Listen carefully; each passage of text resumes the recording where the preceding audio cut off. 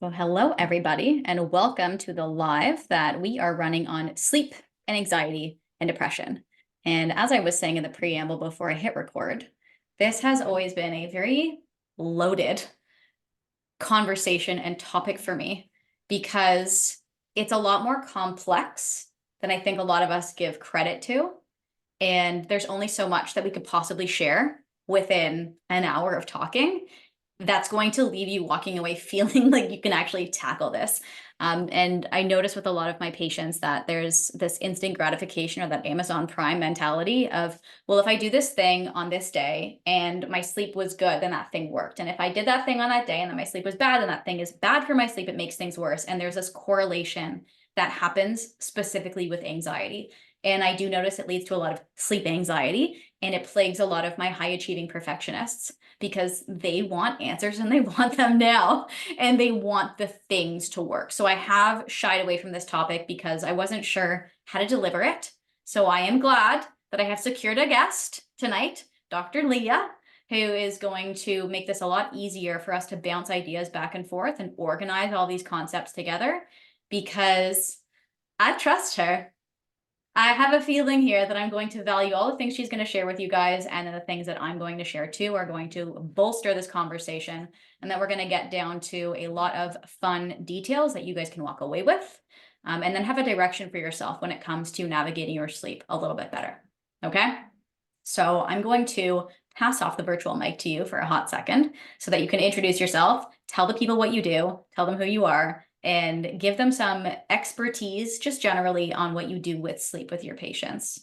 They don't have to go into too. Yeah, thanks for having me. It's a pleasure to be here. So I'm Leigha. I'm a fellow naturopathic doctor, and I have a love for sleep, in particular passion, because I've always been I always was, I should say, a good sleeper, and to the point where it was like a thing in my family. And one year, my sister actually gave me like a whole Christmas themed gift around like Leah's excited for bed, because that used to be the thing of like, oh, you just like so look forward to the end of the day, and that was always the best feeling for me is like that moment where you get into bed and you're comfortable in between the time when you are like, okay, now like my day is done and I'm ready to just surrender to that experience of sleep.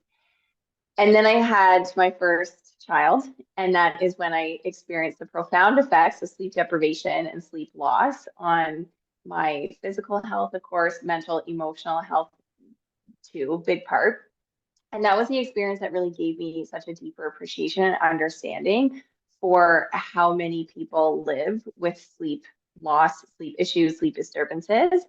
And in that whole process and experience, when I was at my breaking point, looking back at it now, I think I was in burnout and I didn't actually even know it or recognize it, or no one highlighted that to me because there was an emotional wreck. And I would wake up with anxiety in the morning and be like, oh my God, here we go again. Like just feeling I had to muscle myself through the exhaustion of the day. And then hoping like, okay, maybe tonight will be different. Maybe this will be the night I sleep better. Maybe this will be the night that at the time my son sleeps better. Yeah, totally fixated on sleep because it does have such a real impact on you. And so I wasn't sleeping well because my first son wasn't a great sleeper at night. But then eventually, once he started sleeping through the night, I was still waking up at times when he would have previously woken up. Or if he did wake up, I would then lie awake with a really busy mind after and struggle to get back to sleep.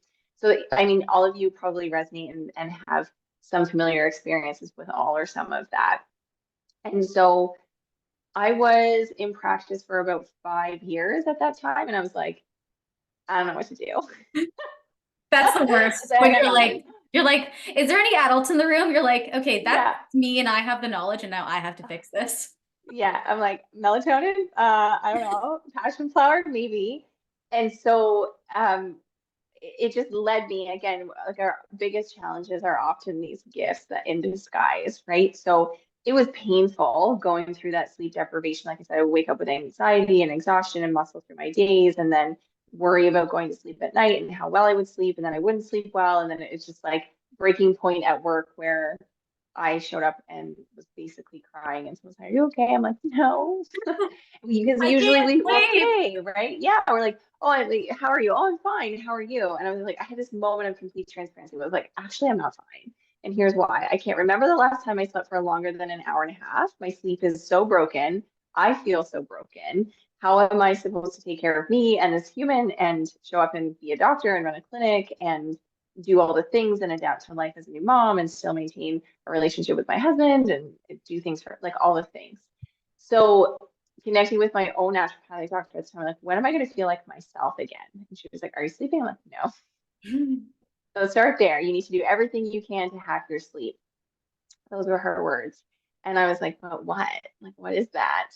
And that is what kind of led me into researching and really understanding and really going into the depths of all of the ways that we can impact and influence our sleep. And what I discovered was this like really beautiful, integrative, whole body approach that we could be taking towards sleep. And no one was talking about it. No one was focusing in sleep. No one was talking about sleep. I'm like, why is this not a thing? Because every human sleeps. We all sleep. Most of us actually don't, though, right? But we should be sleeping. And sleep is the ultimate foundation of health. So I always say, like, if you're not sleeping, then you're not healing. It doesn't matter what you're trying to deal with. And in the context of mental health, it's very apparent when we don't sleep, our mood suffers, our nervous system is dysregulated and impacted greatly.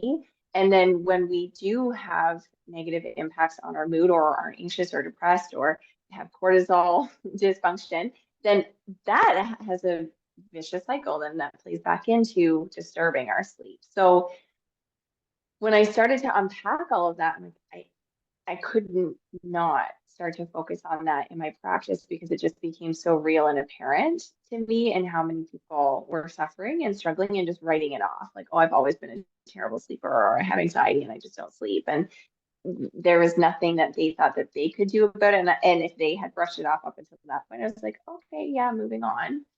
And I started to realize the patients who got better and who were doing really well in my practice were the patients who slept well. And the people who had chronic ongoing issues that didn't respond to treatment plans that I expected to, or had ongoing issues, complex health concerns, I'm like, oh, they're also not sleeping.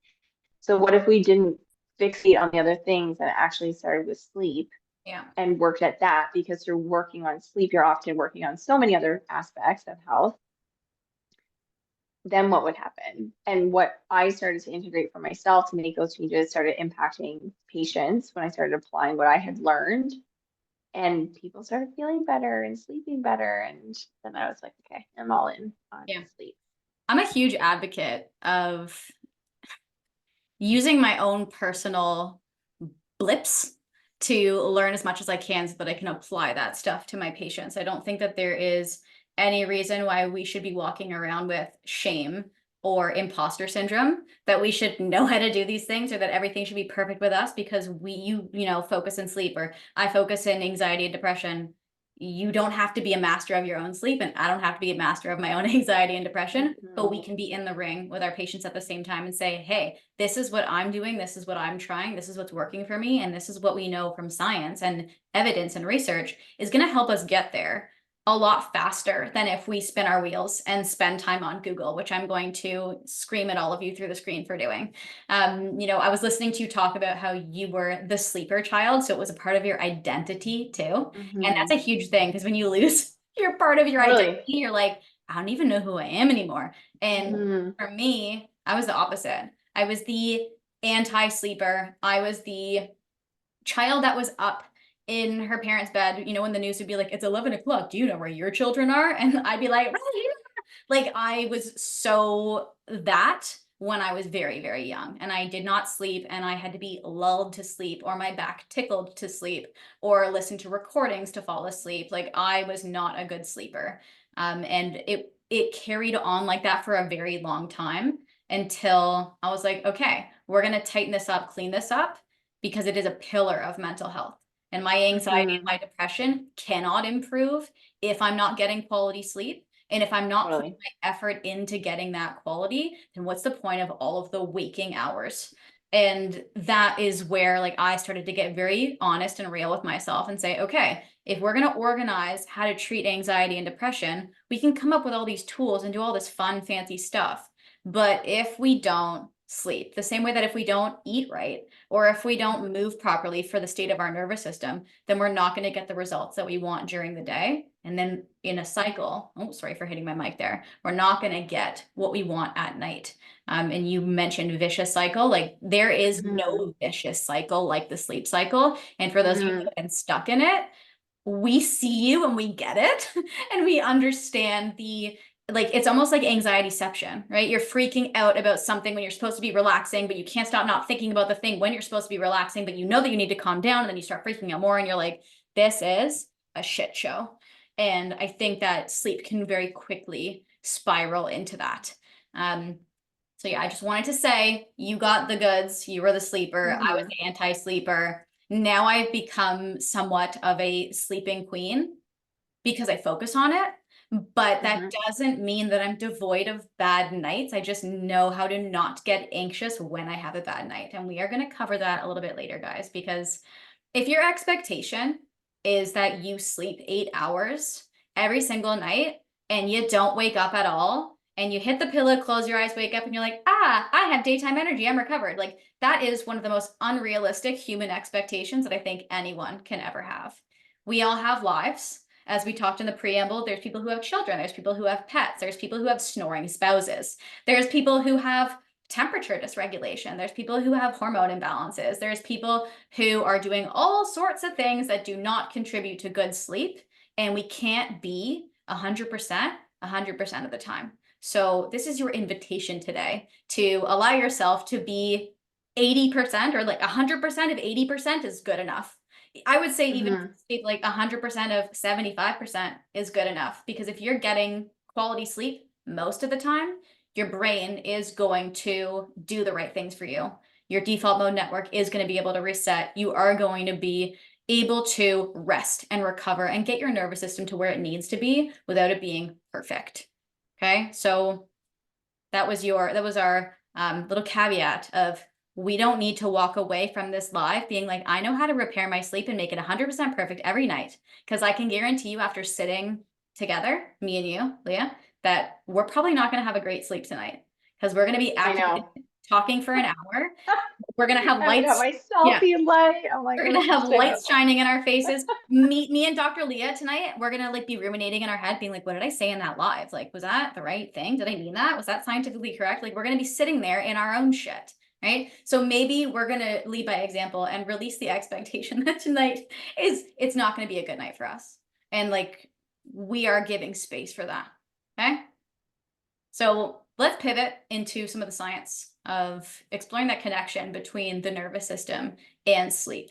Because I think in people's heads, we have it all categorized nicely, right? Like sleep is that rest and digest parasympathetic state. Waking is this sympathetic nervous system activated state. And everyone has categorized it into those two things.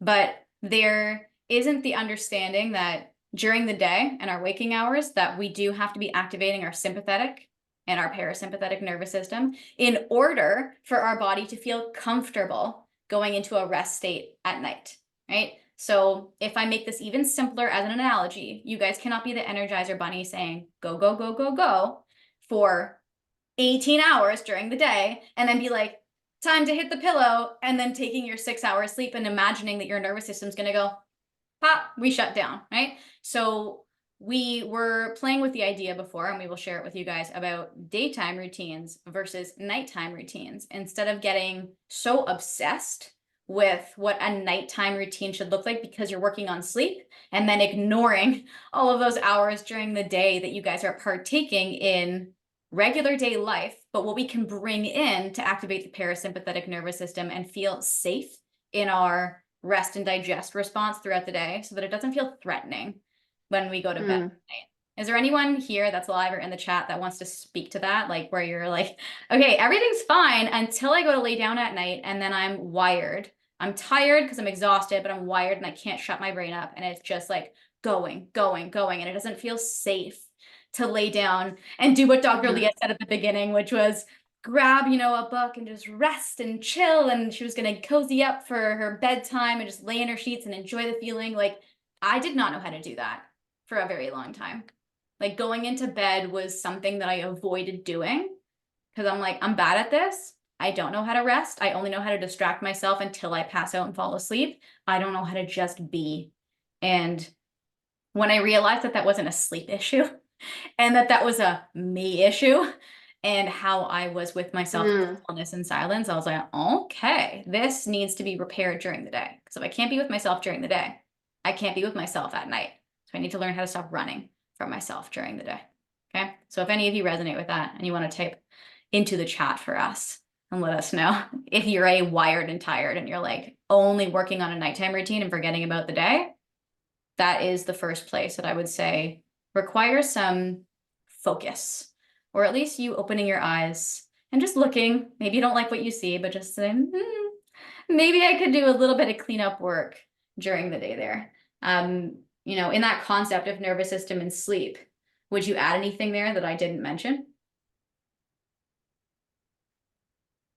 What I would add is, and I don't think anyone here is doing this, but we can't think about sleep, and this is what I think you were saying, is like 5 minutes before it's time to go to bed. And at the same time, we don't want you to obsess over sleep from the time you wake up. Because there's like I like to say with my patients, because I end up seeing a lot of patients who have tried everything, including CBTI. So for those of you who may or may not be familiar with it, CBTI is a specific form of cognitive behavioral therapy for insomnia. It's considered the gold standard treatment because it's where we see the best potential outcomes that outplay our long lasting effects. So 6+ months, even after 6 to 8 weeks of treatment. We can't treat you with a sleeping medication for 6 to 8 weeks and expect you to have that long term of results. And so in I had a patient visit on Tuesday and she was like, I think CBTI fucked me up It because does. yeah, she was like, it's so rigid. Now she feels like guilty and a lot of shame and is having a lot of trouble teasing out, like listening to her own body and recognizing the way that she feels and trusting is what I want to say, like trusting her innate ability to know when she's tired, know when she's sleepy, know when it's safe for her to go to bed and fall asleep. And if she like veers from the rules that they put in place and doesn't sleep well, then she berates herself over, I didn't do it right. I should have tried harder. I knew I should have stayed up later, or I knew I should have gone to bed early. And so it becomes this, again, another cycle that she's sitting in terms of it not serving her. So what I always like to say is there's frameworks for me, but no rules. So are there things that we can inform from CBTI and from what you were saying into our practice and into our plan? Absolutely. But the moment we get too rigid with it often stops serving you. And the energetic or kind of philosophical component that I like to bring into this is the dance and the balance between the masculine and feminine. Can we go there? It's like too early to go there. So, and I'm not talking about male, female, but I'm talking about like masculine and feminine energies and qualities. So we all have both. Neither one is right or wrong. Neither one is good or bad. It's just that a balance, just like yin and yang in traditional Chinese medicine, is required for us to feel in harmony or in balance. And so innately, if you are a woman who identifies as a woman, you are born with more feminine energy, and men who identify as men are innately born with more masculine energy. The masculine energy is what you were referring to earlier, like the hustle, the grind, the go, go, go, the push, the produce, the provide. Yes. And so as women, we are naturally more nurturers. It's the feminine qualities, again, whether you're a woman or not, is more about being over doing, more about flow over form, more about receiving versus giving. And when we look at how, especially as women, we have been conditioned to show up over time, and even how our whole society really like values energy and work, it's all about the masculine. So it's about like showing up, go, go, go, push, produce more than you did yesterday, do more than you did yesterday, have something to show at the end of the day all the time. And that's slowing down. Like so often when I talk with my patients, they're like, I feel guilty about slowing down and resting.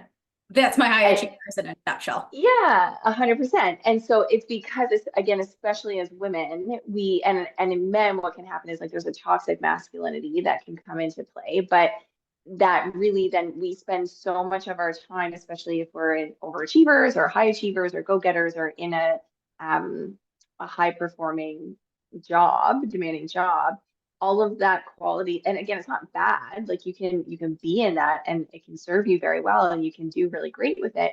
But then what happens is we spend so much of our time and energy in that state that it translates, that we pull it in to every other aspect of our life. Yeah. So then even the way that we exercise, again, is masculine. Like women will be like, oh, I have to do the high intensity or the We'll spin go workouts there. or Don't worry. whatever. Because yeah, the yoga or the walking or whatever, which actually feels good, like it's not enough. Yep. And so then all of the ways we're showing up and priming our nervous system is to be in that overdrive state. And then, like you're saying, we're not getting into that place where it's more of the feminine. And again, men who identify as men still have to find that way of like moving more into that feminine energy. Is it where they're going to spend most of their time? No. But that's the imbalance that I see most often playing out as it relates to people who are showing up, muscling through their days, always on, like attending to everybody and everything else, and not having a minute of blank space. And so if the only time you're undistracted in a day is when your head is on the pillow, there is always a bottleneck effect of, yeah, thoughts, Yeah. feelings, emotions, like all the things. And so this isn't about doing more. That's the other thing that I want to say is like, it's not about clearing your calendar or like finding time to go meditate for 4 hours a day or anything like that. You have It to can move be to as a mountain. simple. You didn't know? It can be as simple as like when you're eating your lunch, actually eat your lunch without doing anything else, including looking at your phone.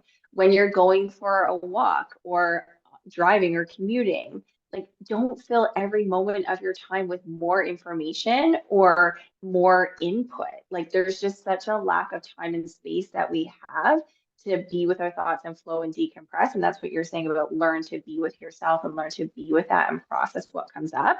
Because if we don't have time and make time and space for that in the day, it's going to come through at night.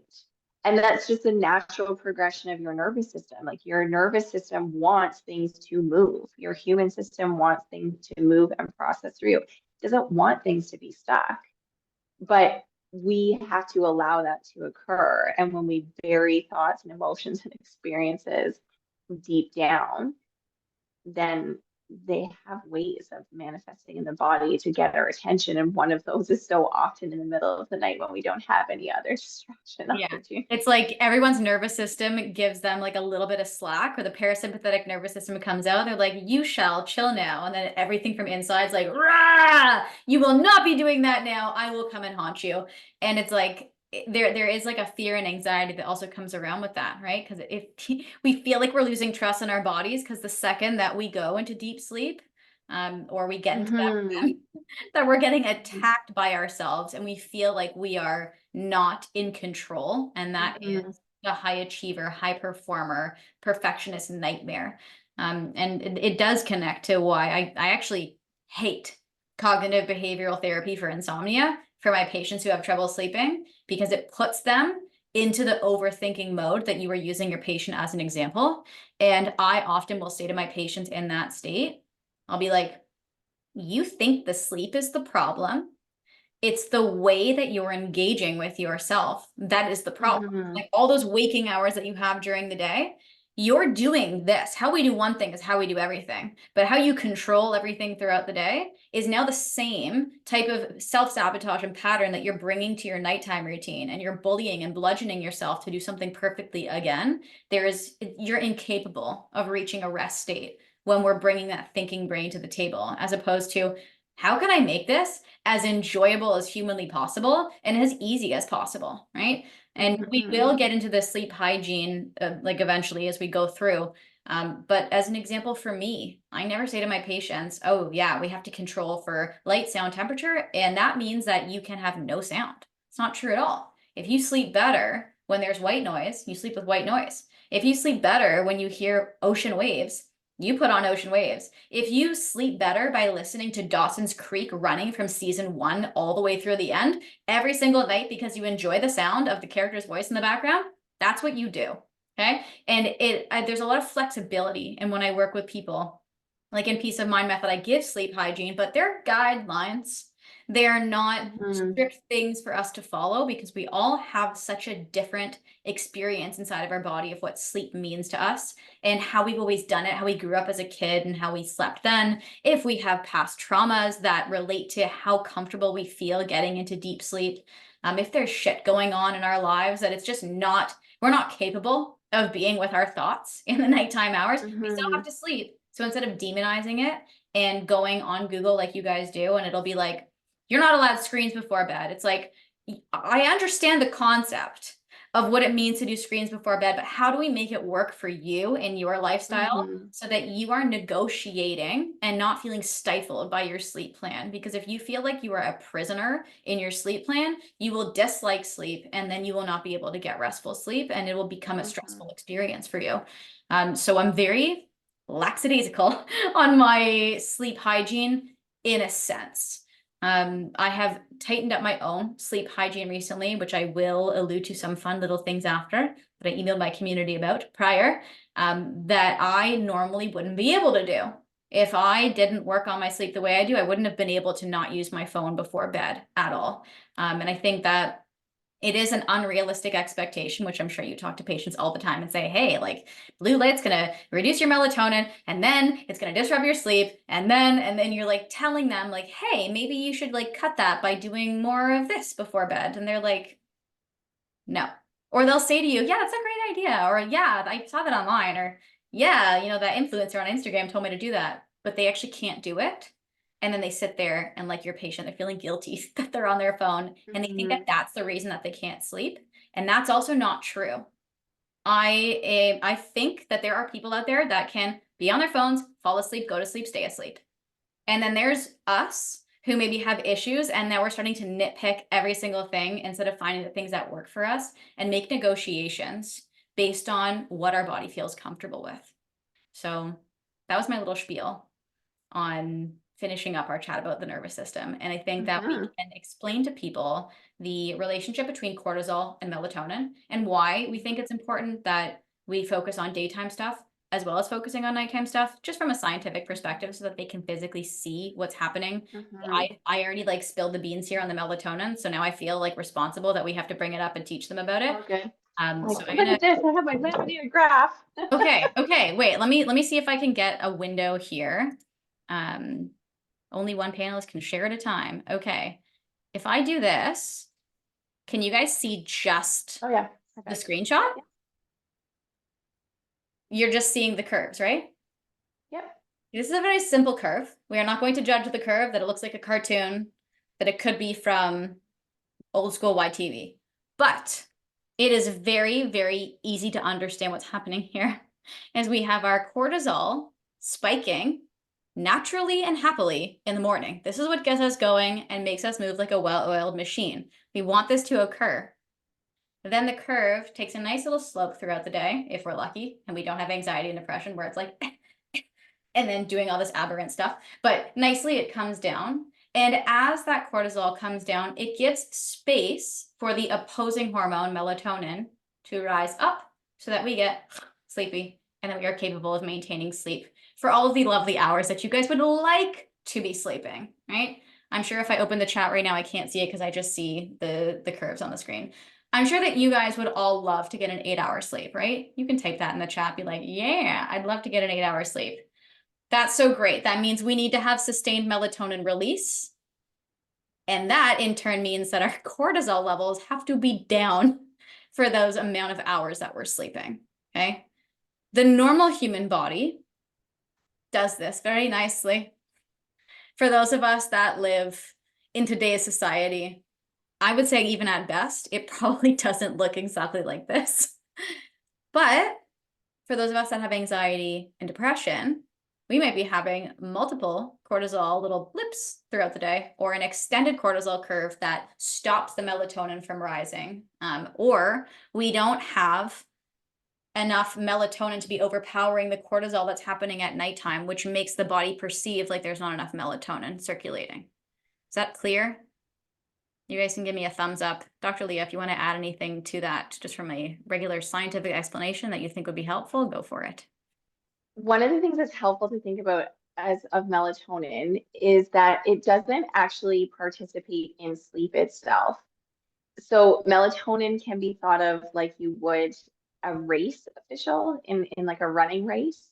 So the race official is gonna, shoot the shotgun and be like, okay, the race starts now. It's time for you to go. But the race official doesn't actually participate in the race itself.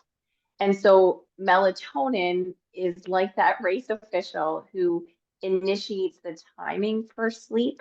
But beyond that, and is obviously regulating our circadian rhythm, which is then going to influence that diurnal or variation in cortisol over the course of 24 hours.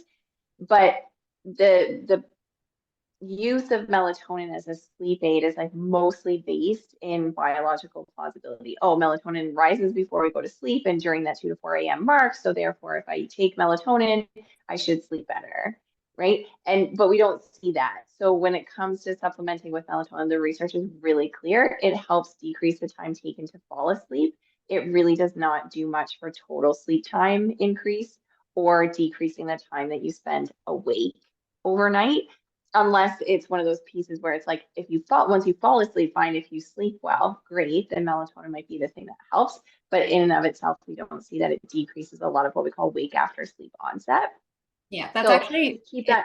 Yeah, this I is was a just gonna say, keep that huge. in mind. Yeah, it's a huge thing that I talk about with, I mean, with my patients, but also something that I see a lot of circulating online, or people will come to you being like, I've tried everything. I've even tried taking melatonin before bed. I'm like, the only purpose of this hormone, aside from all the antioxidant stuff that, I'm not gonna, don't shoot the messenger, but the only purpose of it is to say to your brain, hey, let's get tired right now. Like that is the point of the hormone.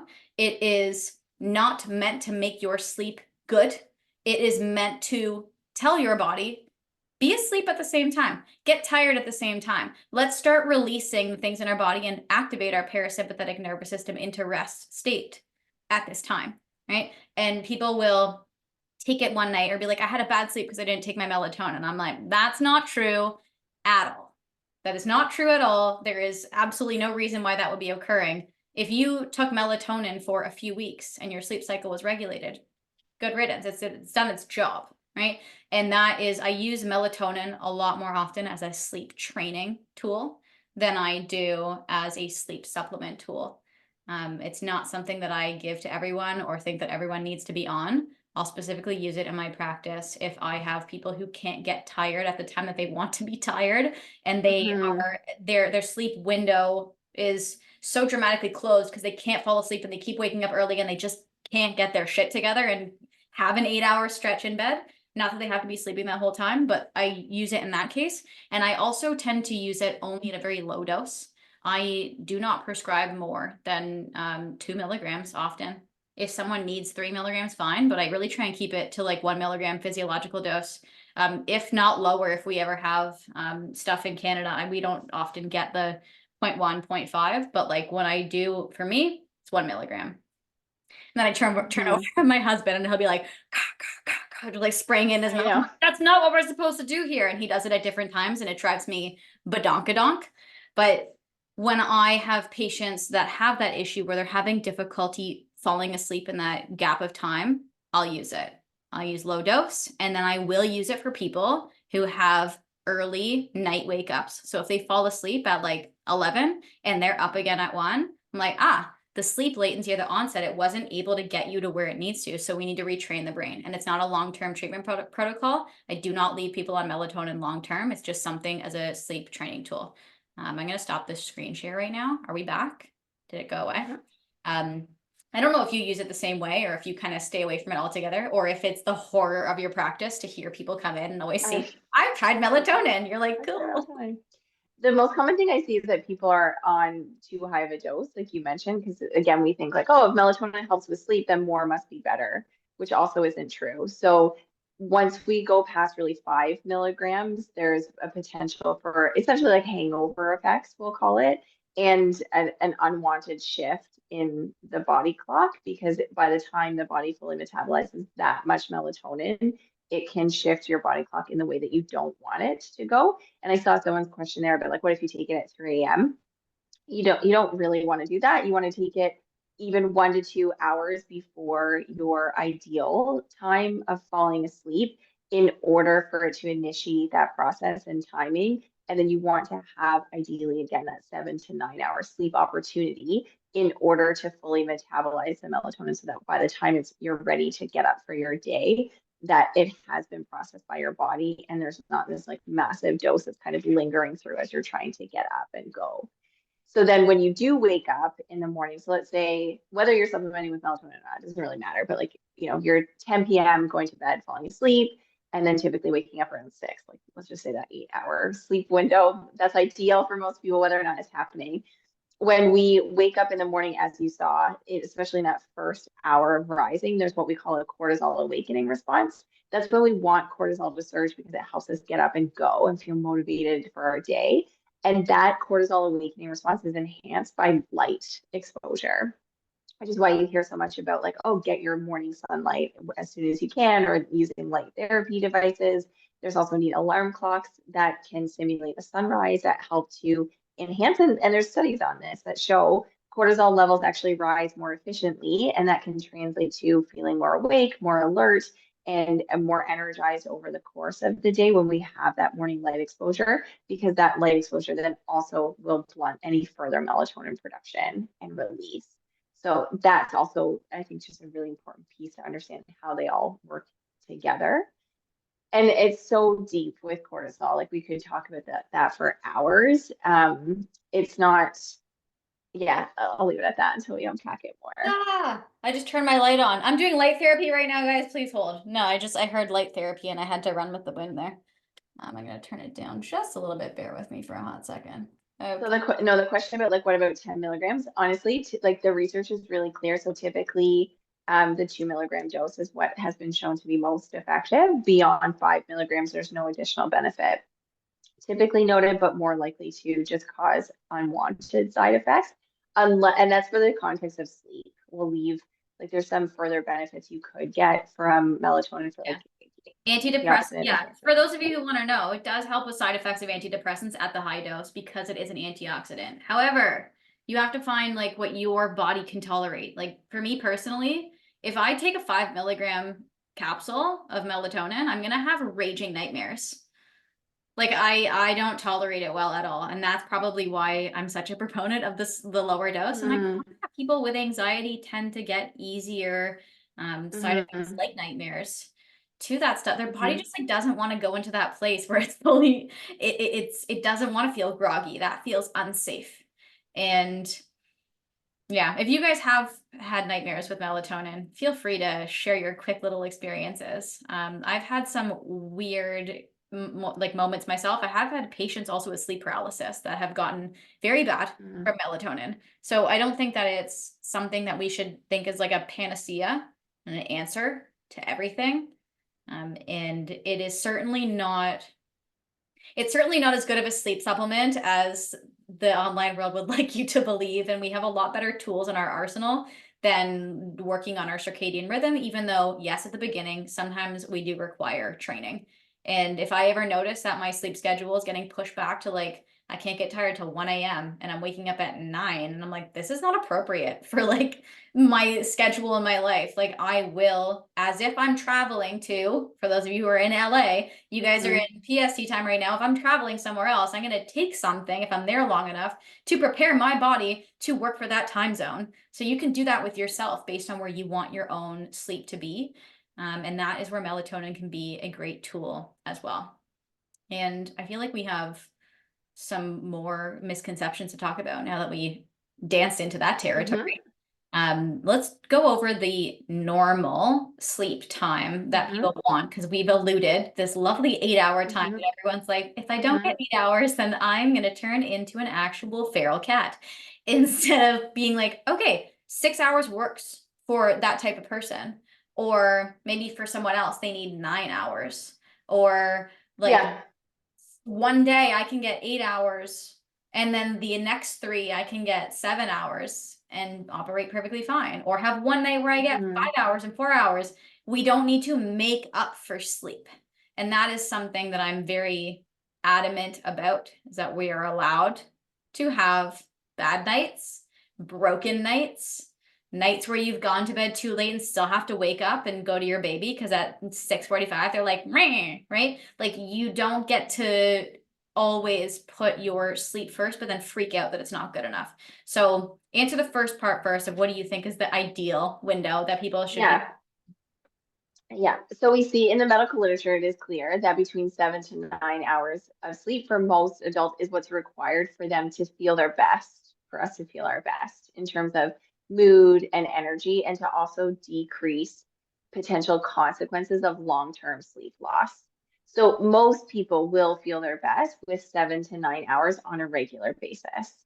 However, if you get less than that, let's say you get 6 or 6.5, and you don't have any daytime problems from that level and amount of sleep. Right. That's one of the criteria for insomnia, because sometimes people are worried about their sleep and they're staying in bed too long trying to get more sleep, and it almost masquerades as insomnia, when if we just made their sleep more efficient and decrease the time that they spent in bed, but they're asleep for, say, like 6 of the 6.5 or 6 of the 7 hours that they're in bed, and that translates to them waking up feeling rested and restored and isn't causing fatigue during the day, that's not a problem.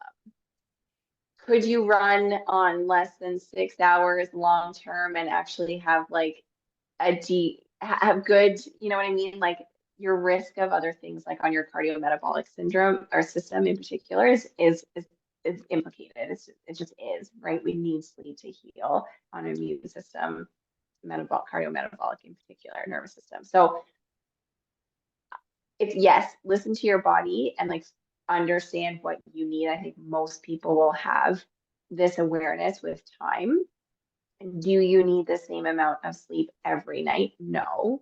And I work with a lot of women in perimenopause and menopause. So I find that reproductive hormones have a huge impact. And the amount of sleep you might need at ovulation is probably going to be less because you're naturally more energetic compared to in your late luteal or menstrual phase where you're just like, I want to sleep more, or like, I just want to, right? And so but we figure if we're not taught that, and if we're not in tune with our body, and if we don't build that awareness, then we feel broken because we're like, why do I need so much sleep right now? And why, like, oh, I didn't get my 6 hours or 8 hours. I only got six, and I actually feel fine. Like, is that a problem?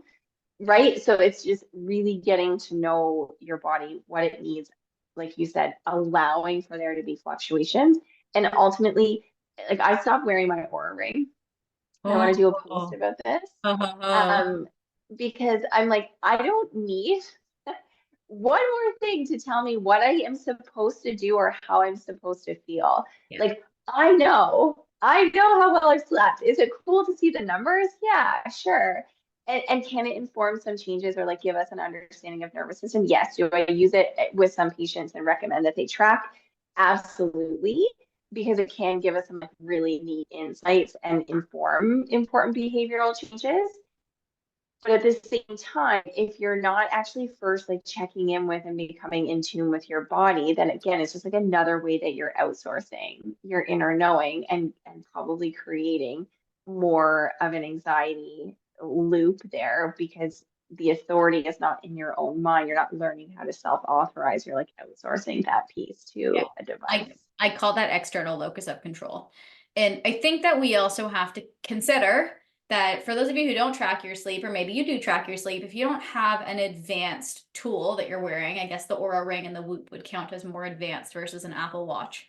But you also have to pay attention to how much deep sleep you're getting versus REM sleep you're getting, because you might wake up from a 6 hour sleep and feel very recovered. And your stats might say that you're very recovered based on the amount of deep sleep and REM sleep that you had versus another night where you slept for 8 hours, but you spent most of it in light to medium stages of sleep. So it's not really the time isn't really the discrepancy. It really does have to do with the quality. And I remember when I was tracking my sleep, it also made a very big difference on where I woke up in my sleep cycle. So like if I was capable of completing like the 4 or the 5 sleep cycles throughout the night, or if my alarm woke me up in the middle of a sleep cycle, that would dictate how I would feel in my recovery upon waking. And that is why when it comes to sleep hygiene, I am a very big proponent of having sleep and wake times being the exact same every single day, because your body does have an inner knowing of, I'm done the sleep cycle and I'm up and awake. Like last night I went to bed at 11 p.m. This morning, my body after 7.5 hours at 6:30 was like, we're good, we're done.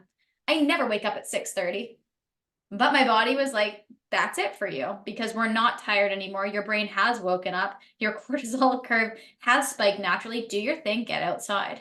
And we have to be okay with that happening. I think it's less okay when it's happening at 4 a.m. and you're waking up like that's different.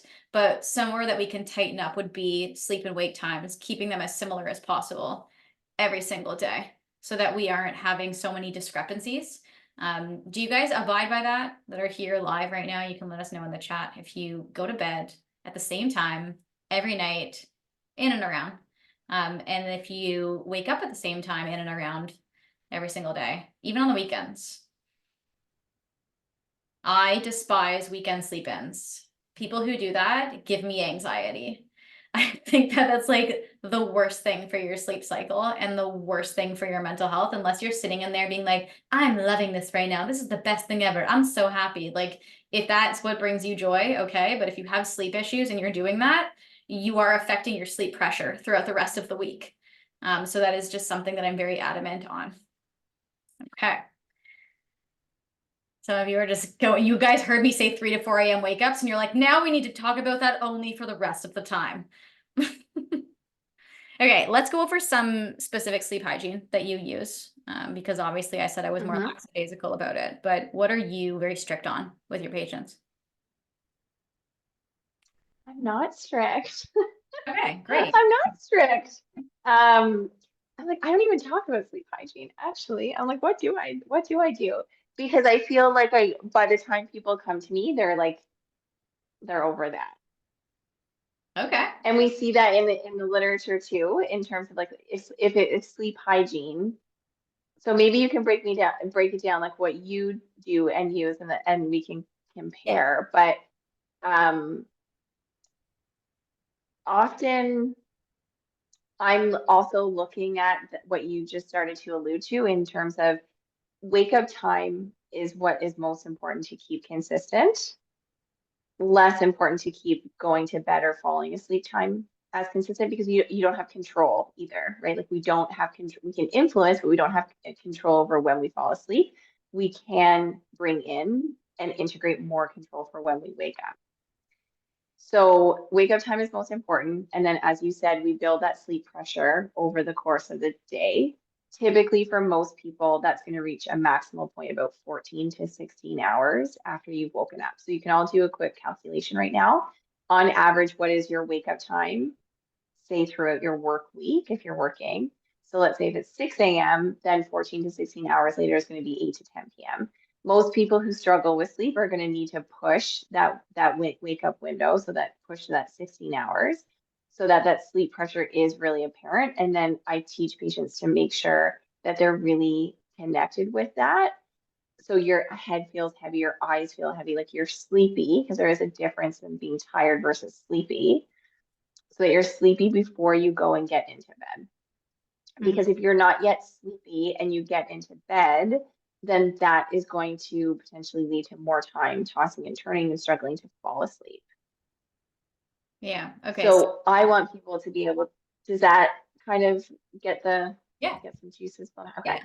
So And like, so if we, I think my internet is I Pretty am slow. I'm watching your camera go, but that's In and okay. out. Okay. I can still hear you. I just don't know if it's on the same Okay. time that I'm supposed to be hearing you. Okay, so that help people like connect with again their body and their natural rhythms in that sense. And then we kind of reverse engineer their day. So it's maybe a little bit different. The sleep hygiene I'm thinking of that most people are familiar with are like, unplug from screens 1 to 2 hours before bed, turn off your lights, like don't do this or don't do that. Those things are important. Like you said, of course, we want to influence it, temperature of your room, like you mentioned, all of those things do count for blackout blinds. But again, most people are already familiar with those concepts.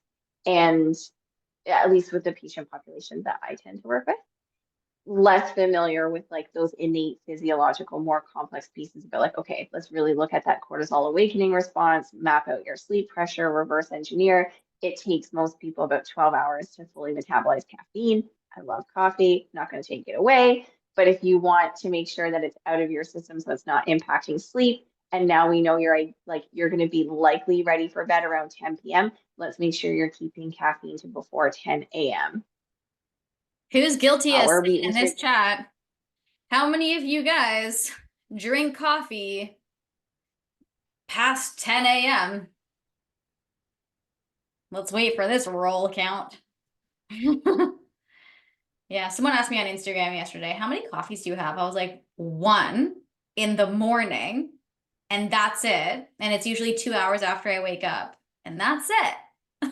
I let my cortisol do its thing. I let it rise, I let it fall. I have my coffee so that it's not impacting my curve, and then I do not have another one. Mm-hmm. I definitely think that caffeine plays a massive role. I also think that other drugs that people don't think about play a big role, like nicotine.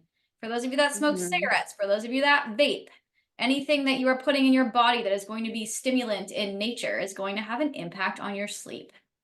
Okay, so that's just something to think about.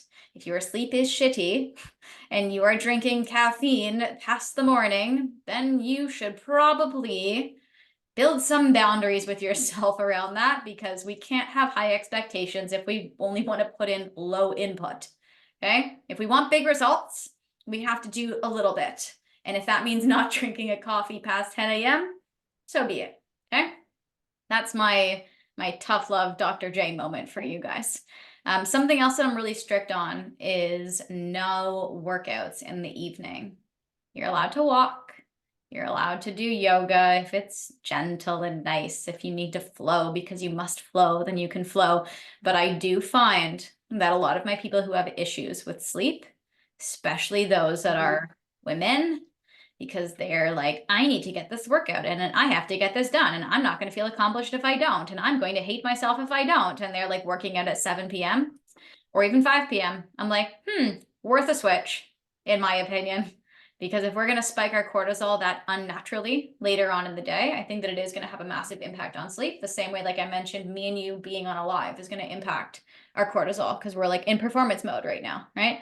And this stuff all does have an Mm-hmm. impact on the cortisol curve. It also impacts melatonin. Like we're literally sitting here with the bright lights. Like me and Dr. Leigha are not, our melatonin Yeah, tonight's going to be like womp womp. Like it's not coming out to play. We're going to have to probably take a few spritzes.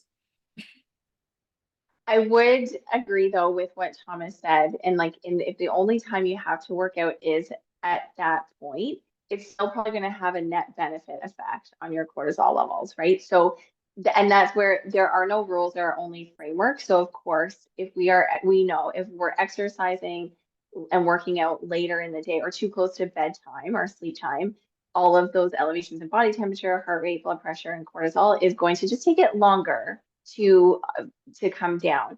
So especially with like kids, right? So you just based on your schedule, you might not be able to work out at any other part of the day, or based on your own chronotype, it might be that that is the most easily accessible time in which you feel like you can exercise or it helps you unwind or de-stress or decompress from your day. So if that's what works, great, keep it and then understand that it may just influence your ability to fall asleep within a certain amount of time. And that's where you can work with your hopefully naturopathic doctor or functional doctor to build in some plans. So my husband, for example, he plays soccer every Tuesday night, and the game doesn't start until 9. And otherwise on Yeah. a night we're actually in bed by then. And so he doesn't typically fall asleep until like 12, maybe 1 a.m. on those nights. But there's things that he's now like learned that he will either positively or negatively impact his sleep accordingly. Yeah. So there are things that you can do to just help settle your nervous system and make that process more efficient. So don't stop exercising. If the only time you can is after Yeah. work or in the evening, like still do that, but just recognize and understand that that's going to play into. So we might have to either put something else in or, like best case scenario, shift it sometimes. Yeah. And Um, like I used to teach a lot in the evening, not just like online like this. I used to teach yoga. And I would teach like HIIT classes as well.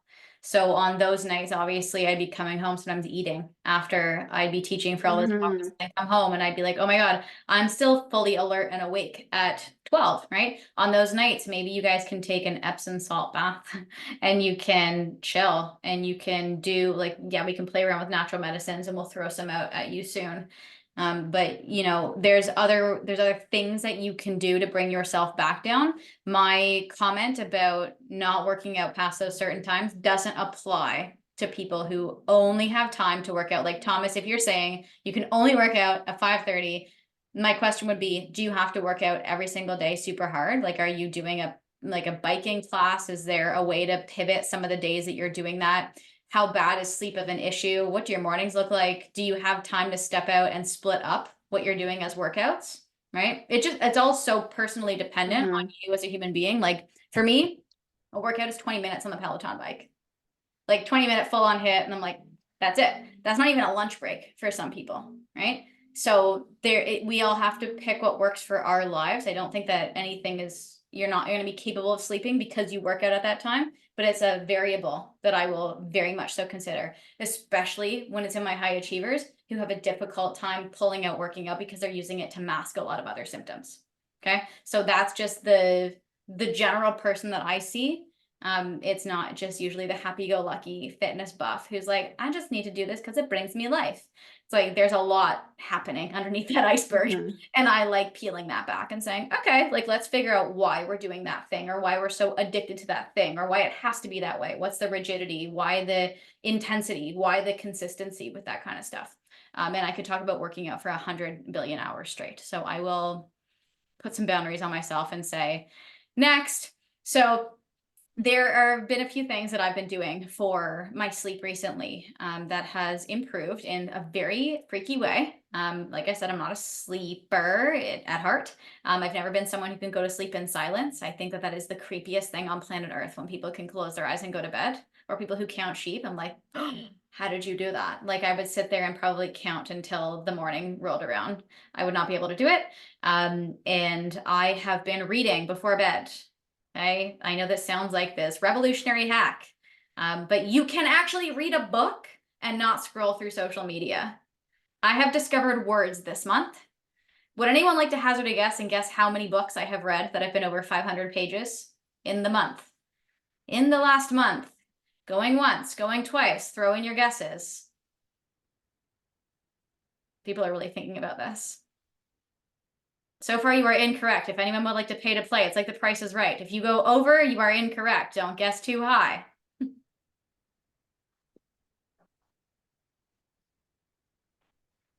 Okay, Steve's throwing in a second guess. I am on my 9th book this month. Okay, my 9th book. We all have time to do things for ourselves. Okay, I even had a patient today who was like, I picked up reading. She's like, and I'm so sorry to swear, fucking tired at the end of the day. I read one chapter and go to sleep. I'm like, good for you, dude. Like, good for you for like instead it's having some discipline to say I am not going to go on TikTok or I'm not going to go on Instagram. I'm not going to text back the people. I'm just going to open my book and be like night night, right? Because your eyes do get tired when you're tired. You just have to allow yeah, yourself. 100%. Yeah, you have to And I allow. do find that when you're on a screen, it's not just the light, but it's that you're stimulated and you're not connecting with how you're feeling as much as when you're reading a book. Yeah. So, building, if we go back to the timing piece of like figuring out your clock and doing the 14 to 16 hours, when you found that 16-hour point, then I like to reverse engineer and say, okay, what are you doing for the 1 to 2 hours before bed? So reading is great. We like reading, actual physical books. So reading. Now, the other interesting thing that I have been doing is I've started timing my supplements earlier. So I've started taking like my magnesium, my passion flower, any other little potions and lotions that I like to take before I go to bed. I've started taking it an hour earlier or an hour and a half earlier than I normally would. And what has been happening to me is there's a moment where I'm like, oh, I'm actually tired. And I have the discipline to not reach for my phone after I'm done reading to say, I need to check this before I go to bed. I'm just like, no, like this book is the last thing that I'm touching. And I'm going to close my eyes, put myself into my sleep position. And I've been falling asleep within 5 minutes. And is it always perfect and I sleep the entire night? No. But is it insanely dramatic, the change of me needing to listen to a TV show or listen to an audio or just have something in the background so that I wouldn't have to be alone, so to speak, in my brain? It's crazy. And I think that we can all implement those two things very easily. Like you guys can all read a book. You guys can all find a book that you like enough that you're like, cool. It can be fiction. Right now I'm reading fantasy. It's fine. It doesn't have to be educational about your mental health. It doesn't have to be a book about sleep. It doesn't have to be an autobiography about a person who helped themselves and how they went and lived in a mountain in Nepal. It can literally be you reading a book for enjoyment and then being like, we're tired, we close out, we go to bed. My screen time has reduced 30% in the last week alone. Okay. That's a massive reduction. Like, have you guys ever checked your screen time and been like, oh, I've been on vacation this week, and then checked it and been like, wow, 5% less. And you're like, yeah, I actually couldn't believe it. 30%, that's a massive, massive impact on a number. So I think that it's worthwhile for everyone to try is pick up a book and read it. Second option, if you're taking your plant medicines before bed, is someone interrupting right now? No, no, I was just going to say, I was going to interrupt and say, like, unless some people find reading really stimulating. And so, like, that's why the thing is, like, always play it out because I'm sure that there's some people here, like, oh, I read, but then I had a patient today actually who's like, reading actually keeps me awake longer. And so, just lean in. And similar to what you were saying, I've had a patient who said a similar thing, reading keeps me awake. And what I find the easiest is like putting on an episode of Friends, and I never make it through one episode. So like, and then she was feeling so much guilt about that. I'm like, great, it puts you to sleep. Like, who the fuck cares? If, Yeah. if For that's what it me, takes to help you fall asleep, it's fine. yeah. So As just long like as the screen's navigate down. that. Yeah, and so yeah, exactly. And so I always like to say like listen to your body with a strong mind in the sense of are you are you binge watching the episodes and like staying up and that's distracting you from something and that's not like actually the thing, or is it just that that is the sound pattern that soothes your soul and puts you to sleep? Yeah. And if you don't like read some days, I don't know, it's ebb and flow. I'm a big reader as well, but lately I've been like, like I just kind of feel like my brain needs a bit of a break. Again, that input output. And so I wait until I'm really tired until I do go to bed. And then I'm not relying on my book to help me feel tired and sleepy. But it's like you do you. So you have to really Yeah, it's just having discipline. I think that knowing, like, it's like have some freaking boundaries for yourself, guys. Like, know when you're doing something in a self-sabotaging nature, and then know when you're doing it for the goodness of what you're trying to do, and the ease will follow. I think that that has been the biggest lesson that I've learned when it comes to sleep is that if I just did me when it felt like doing me in the way that I wanted to do it, and that I put the pieces in that I needed, like, for example, having the sound, but not having the screen. It's like I negotiated with myself and said, that's a plan. That's a plan for me to go to bed. So then that works for me. And I don't think that anyone saying sleep hygiene needs to be like this is a Mhm. reason that we have to be so stingy on ourselves and follow all these rules. So you have to do what works for you. We're just throwing out different ideas for you guys in case you haven't tried them, right? I say to my patients, listen to something with the screen down. They're like, what? You can do that? I'm like, yeah. Right? Someone's like, oh, read a book. Like, someone asked me the other day, where do you read your book? I was like, well, I read it on the couch. And then when I feel like I'm entering my sleep window, I take it upstairs and then I get into bed, and sometimes I read a little bit more so that I can, coax myself into the sleep window. But, if we say that the bed's only for sleep and sex, and then we're removing the little joy of being like, well, reading in bed helps me fall asleep at night, then we end up in a little bit of cucky poo poo. We have to be flexible with the rules a little bit.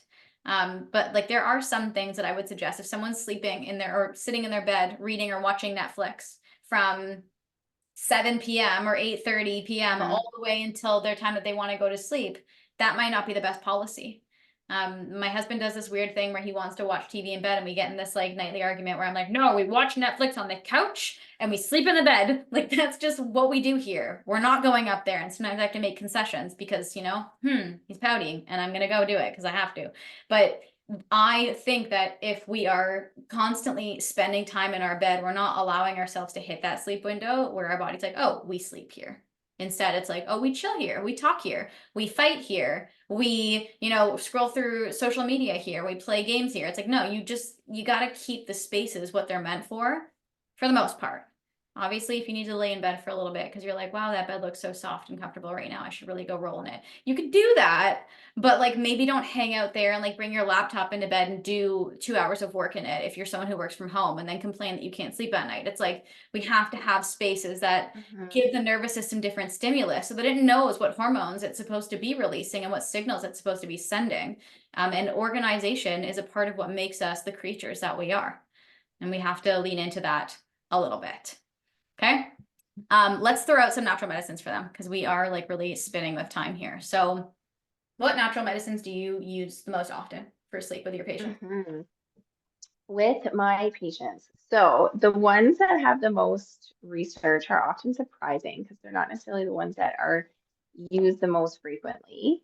Because a lot of things are traditional, like passion flower, valerian, those ones get thrown out. A lot of patients will say, like, oh, I've tried those. We don't have great research on that. That's not to say it's not necessarily going to work, but we have some really fantastic research on ashwagandha, which you've mentioned before. Um, little bit on like not necessarily plant medicine, but like L-theanine and GABA for the purposes of insomnia related to anxiety. So if they do help with sleep, it's more through helping with anxiety, not necessarily helping with insomnia. Um, those are the ones that I will like. I mean, I prescribe a lot. I prescribe a lot of ashwagandha. Is it the only thing that we do? No. Love ashwagandha. Is it? It does. Will it fix everything? No. But there is some just really great research on how it can impact sleep. Um, and I'm just let me like actually pull up a table, a resource table, because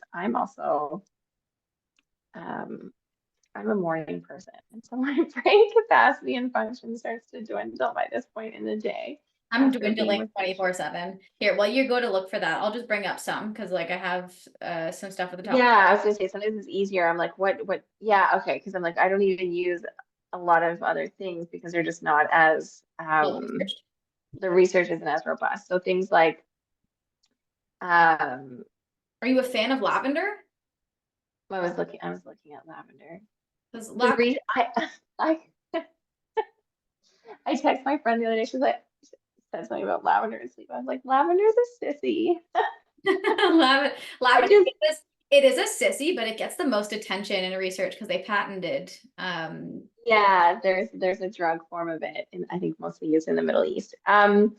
Yeah, so if I was going to consider it be more with like an anxiety picture and somebody who might be quite sensitive to other um, supplements or have reactions, I think I actually pulled up a table here that I compiled for a continuing education course that I delivered, and it says like one study demonstrated that it wasn't less effective than lorazepam, which basically means it's like potentially as effective. Do I ever see that clinically though? Like I don't. I don't know if you're you like do. lavender is a sissy. I um know. I just don't see that. I just don't see that result clinically. So I'm like, I don't know what kind they were using in that study, but I've seen um, lavender perform pretty well in my patients sometimes. Like I would say 50-50. I think 50-50 for okay. every natural medicine is like a fair, like it works or it doesn't, depending on your body and what you need. Yeah. And Yeah. someone is asking us, can you take it with antidepressants?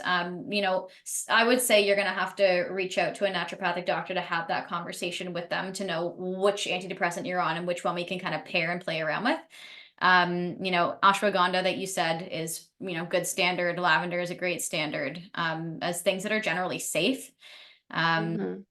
Valerian, I have like a little bit of beef with, not because it smells just like stinky socks, but also because I have the paradoxical reaction to it where Hmm. I take it and I get alert and my heart races and I get sweaty. So I'm like, yo, I wouldn't want to give someone else this. So I tend to stay away Hmm. from it. Hmm. One that I'll lean into more in like blend forms will be like a chamomile, like at a 200 milligram Hmm. dose. I find that it works well, it's gentle and it's unoffensive, right?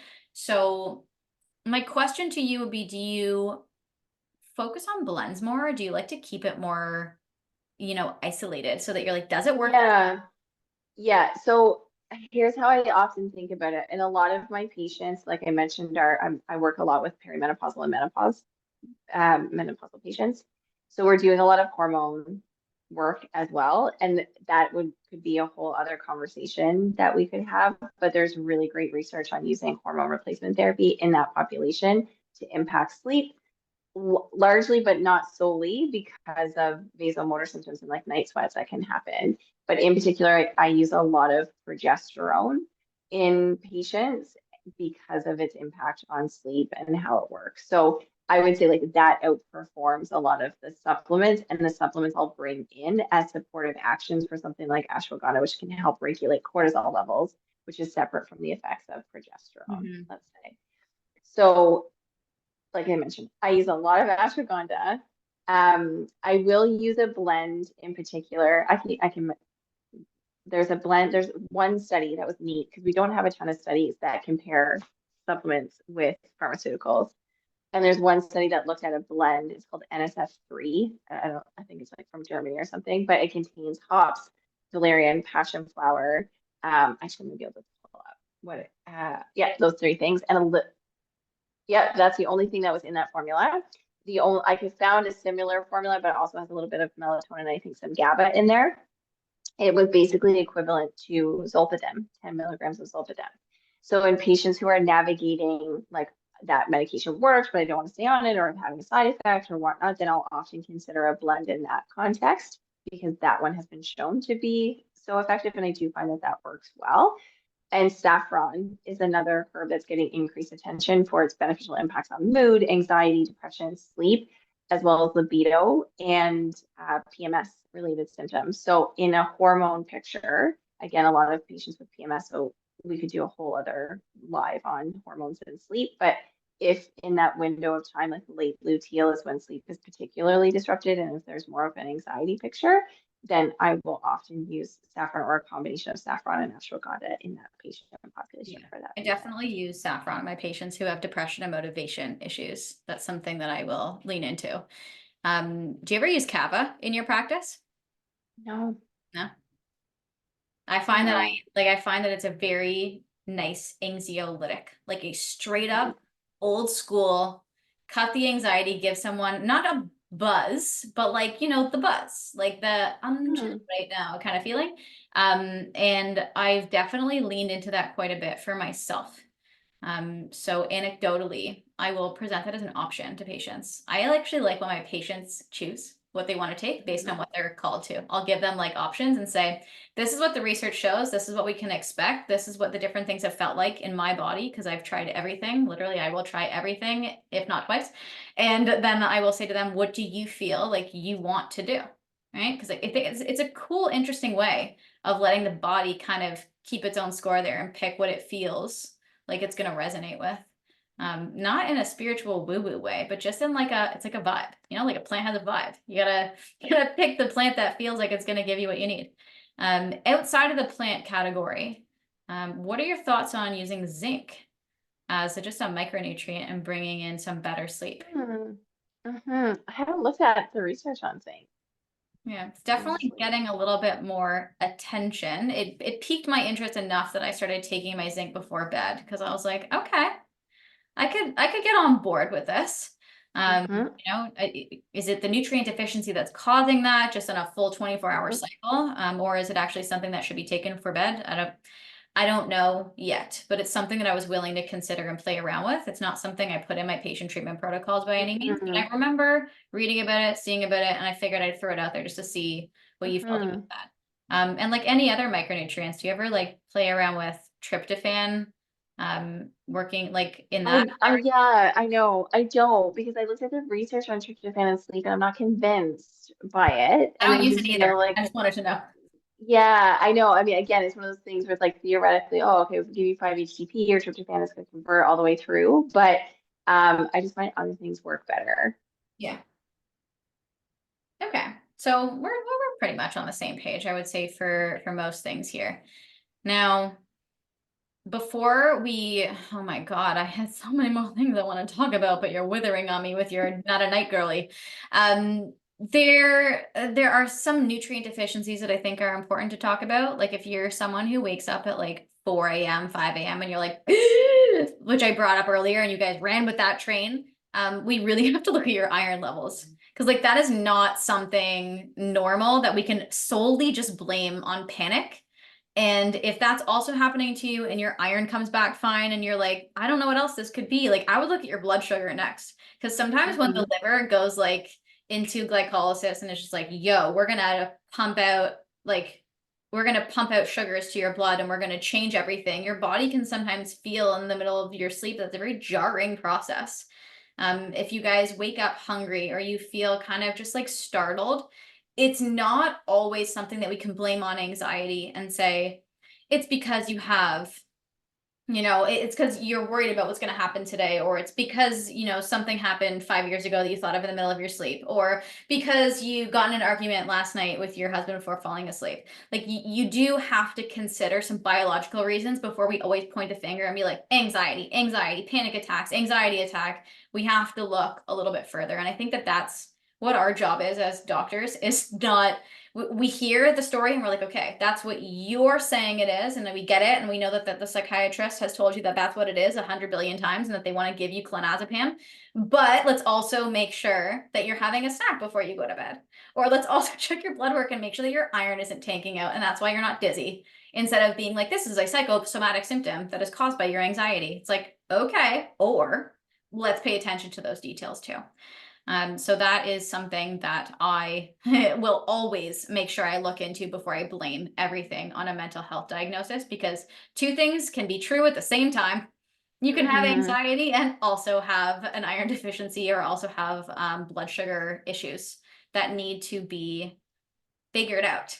Okay. Mhm. So that's one side of the picture, and then I alluded to the other side of the picture, which is if you're not working on your anxiety during the day and you're not processing your emotions, they are going to come up and eat you in the tush when you are deep in sleep. Like that's just what it's going to happen during the day too. But if you're not sleeping easy at night, there's something on your conscience very often, right? No one wakes up and goes, I feel great, nothing, just my heart. Like there's usually a lot more going on. Maybe Mhm. it's clouded by the physical experience of it, saying, wow, that was so scary or so uncomfortable. But what are all the other things in your life that could be contributing to that thing that we should probably pay attention to? Right?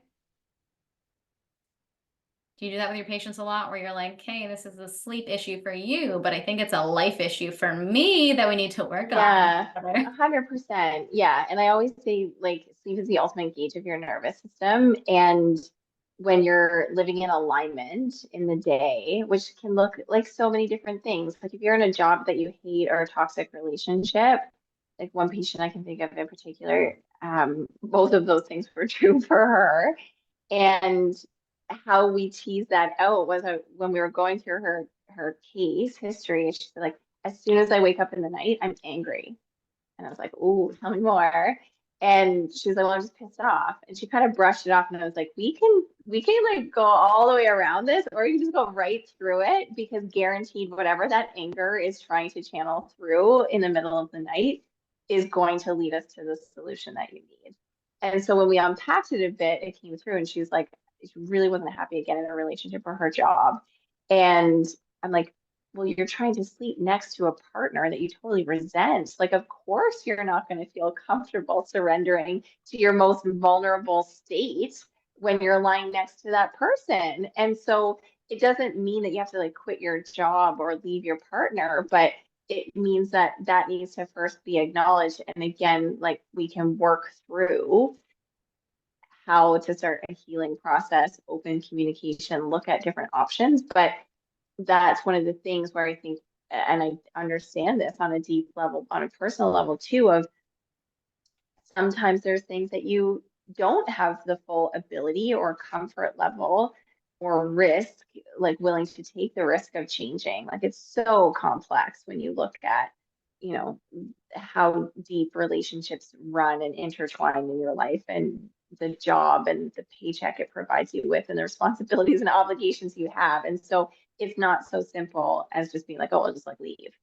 And so sometimes we do need to use medications or supplements or other changes in order for us to like navigate and deal with the implications of the complexities of those situations that it's having on our nervous system. And that's okay.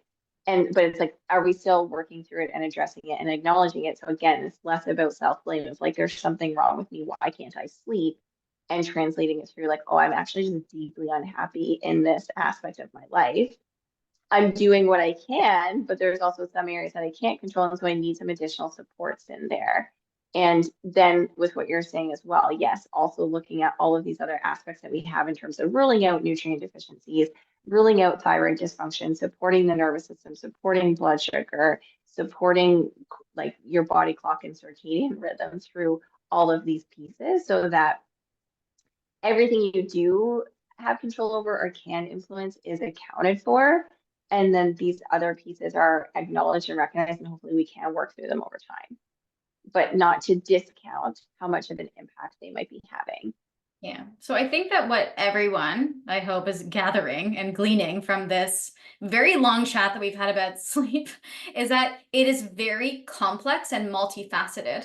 Like there is no one size fits all. There's not one thing to do that's going to improve stuff. Like what we're asking of you and what we're suggesting is that it requires a life revamp, so to speak, not in an aggressive way, but it does require tools like meditation and breath work and coming up with the right workout routine for yourself during the day, making sure you're eating properly throughout the day, making sure that you're learning how to process your emotions so there's not shit sitting inside of your body so that it doesn't attack you in the middle of the wee hours of the morning.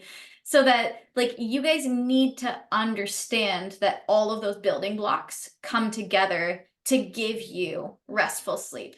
And that when you start working on that stuff during the day, and then we add in the natural medicines to just kickstart and make things go a little bit smoother, that you are going to end up in a place where you do start to have more consistent sleep. Sleep is not something where you just pay attention to going to bed. Like I don't every night be like, okay, it's time for my nighttime routine, and then go upstairs and gua sha my face and like stretch my neck and, you know, massage myself and, you know, put some acupuncture needle on my forehead and sit there and do relaxing yoga and then like, you know, listen to some sound bowls. And I don't do all that. This stuff is being sprinkled throughout the day in microdosed ways, right? My meditation that I do in the morning does have an impact on my sleep at night. The breath work that I do throughout the day does have an impact on my sleep at night. Me getting out in the sun in the morning, right when I wake up, and sitting out there and drinking my coffee and focusing on drinking my coffee instead of scrolling through social media does make an impact on my sleep. Working on interpersonal relationships throughout the day and letting things actually move through you and process instead of holding onto that shit and taking it into the depths of your sleep, that does impact everything, right? So all of these different pillars start to play a role in the thing that you want, but you have to take that step and say, okay, I'm willing to work on these things in different places. I might not know how all the pieces come together yet, but I'm willing to start somewhere and try, instead of getting frustrated and saying, I tried melatonin and it didn't put me to sleep and I'm a shit sleeper, so now everything sucks, because your anxiety and your depression will quite literally tank if you don't put your focus not in this area of sleep, but in the area of regulating your nervous system so that you can have good sleep. Okay? It just can't be done in isolation. Do you want to add anything to that? Do you feel like No, it's that was great. a good synopsis of everything? Yeah. Okay. So we're going to link a few courses for you guys so that you can do what you feel is kind of calling your name right now.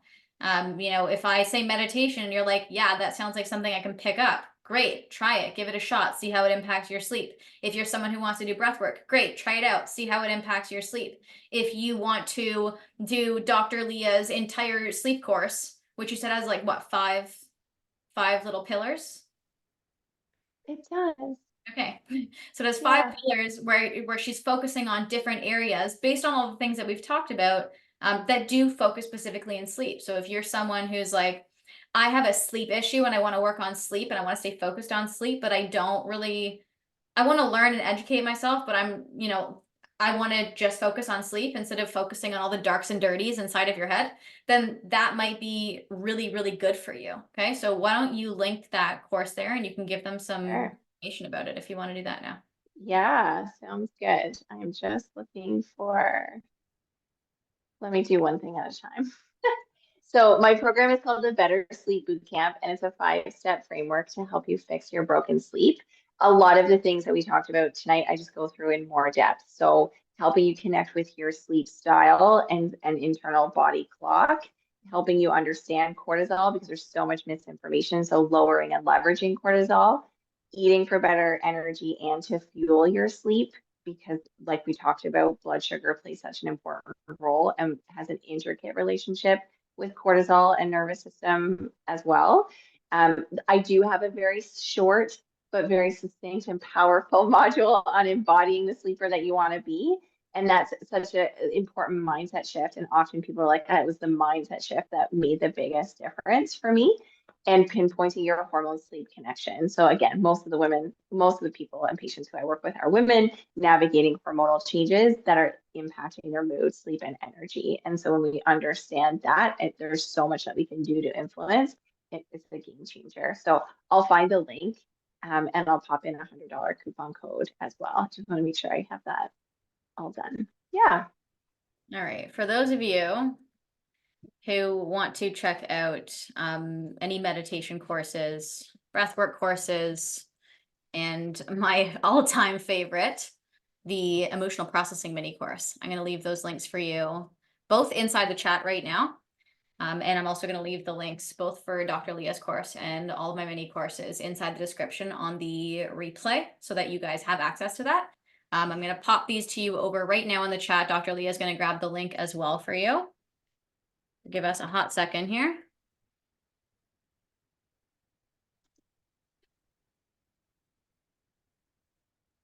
And I think that if you guys want to take things in bite-sized pieces, these are all good options for you to start working on your nervous system and mental health so that it is going to impact your sleep eventually. I don't think that any of us can walk away expecting to be sleep professionals after this. It does take some time to get, like I said, your nervous system to the place where it wants to do that and where it's learned that response and where it feels comfortable going into that place. But these are all great places to start. If that is something that you do want to do, or if you want to just take all the information we said today and you want to DIY it yourself and you want to have some fun, and then you can shoot us a message and be like, okay, now I need help. Like, we're down with that too. We love people who want to try and do things themselves and take knowledge and, morph it into what works for you. You clearly heard us say that a bunch of times. So you can feel free to build your own sort of sleep protocol after what you've heard here. If you want to reach out to either of us, you can feel free to do that. You want to leave your Instagram in the chat right now and go follow you. And I just left a link inside the chat if you are someone who wants to have a one-to-one chat with me and figure out how I can help with the mental health and the sleep side of things. Dr. Leah, if you have a link to book a call with you, if they want to reach out to you or if you reach out on Instagram, you can pop that in there as well. Okay.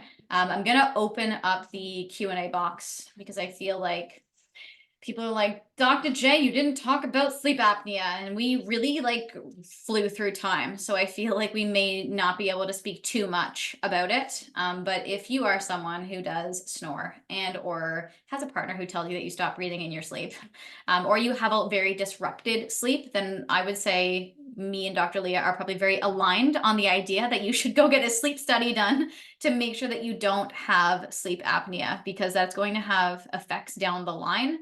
And there is not really much that we can do. Like sleep apnea is not happening because of anxiety.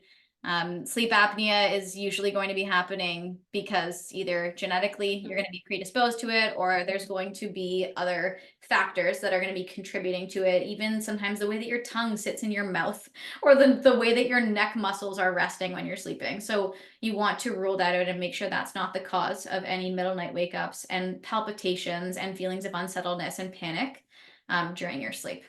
Okay. That is, I think, the best synopsis I can give about sleep apnea is you got to check it out. We can't tell you if you have it. You need to go get the sleep study done so they can tell you how many times you stop breathing in the middle of the night when you have a bunch of different pieces of tape on your head. Right? That's what it takes. All right, let's check and see if we have any questions that need to be answered in here. Thomas, hopefully that was helpful for the sleep apnea question.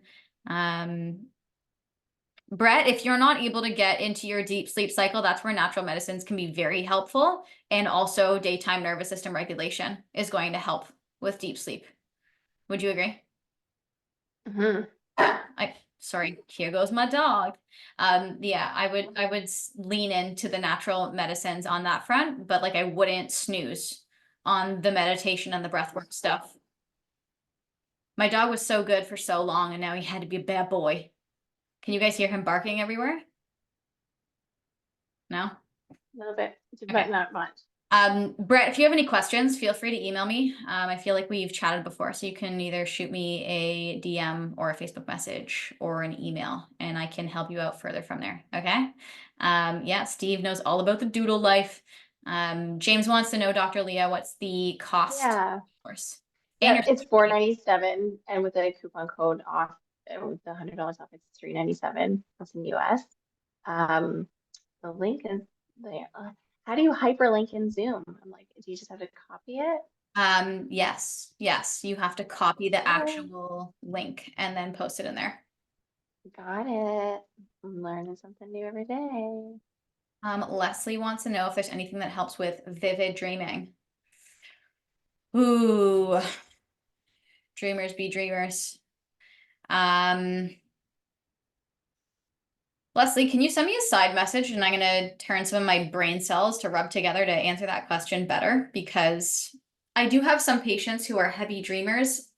I haven't really come up with the surefire answer as to how to reduce dreaming, because I know that it can feel like you're lucid and awake and like having an entire wake experience when you're in it. Sometimes we might have to get you into a more sedative state to like increase the deep sleep and not have the REM sleep be running the show there. But we also need to make sure that it's not lucid dreaming in your light sleep, and that it actually is in fact REM. Okay. So you can side message me about that, because I think that we could have a very long chat about that. Celine, for the anxiety and depression breakthrough call that I linked up there to just chat with me, it's free. I just talk to you guys for a bit, get to know you, figure out what, what kind of support you're looking for and what kind of help you want. And then we try and come up with some ideas that can work with you on the spot. Okay. But it's free because I like it. I like having my breakthrough calls with people. I think it's lots of fun. So don't worry about the cost there. And based on where you are, we can chat about what it would look like to work with me in the future. Okay. Did you get all your links up in the chat there? I did. Everything's good. Save my sleep 100. That is a mouthful, but so worth it. Okay, guys, hopefully we answered all of the questions that you had about sleep. If we didn't, and you have burning desired questions, you can always email me, or you can send them to Dr. Leigha on Instagram. She left her Instagram link there as well. If you are not someone who follows me and you would like to do that because I post pictures of my cute dog, then you can follow me there at dr.jenna.t. We love that you guys all came here to join us live tonight, but I'm sure we'll be reaching a lot more of you on the replay, which is the best part, because you guys get to listen to this over and over again until you're sick of me telling you to read a book. All right, so I will bid you all adieu. We will have hopefully a average sleep, you and I, this evening. We hope all of you guys have a fantastic sleep, but we certainly won't be doing the same. Okay, so everyone pray for us.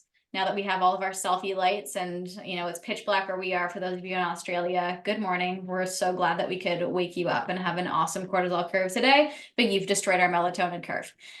So we will maybe see you again soon if we can come up with another fun idea to talk about, and maybe I can spark your interest on a different topic since you want to talk about more than sleep, apparently, huh? Yeah, I'd be happy to talk about hormones. I'm really All excited right, about so maybe we can do like a perimenopause it. Yeah. session. I feel like people have been looking forward to that one because I did a PMS and PMDD recently, so I think a perimenopause will be very popular. Okay, so good night, everyone. Again, if you want to reach out to us, feel free to do that. And if you haven't grabbed those links, go click on them now so that you have access. And I will leave them all in the replay so that you can have those too. Dr. Leigha, please send me all these links to my email so that I can put them in there too. Okay. All right. Good night, guys, and have a great sleep. Thanks for having me. Bye, Bye. everyone.